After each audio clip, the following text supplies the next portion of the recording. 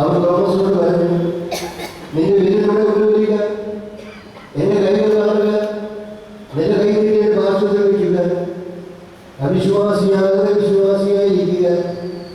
Thomas പറഞ്ഞു, എന്റെ കർത്താവേ, എന്റെ ദൈവമേ. യേശു അവനോട് പറഞ്ഞു, നീ എന്നെ കണ്ടതുകൊണ്ട് വിശ്വസിച്ചു,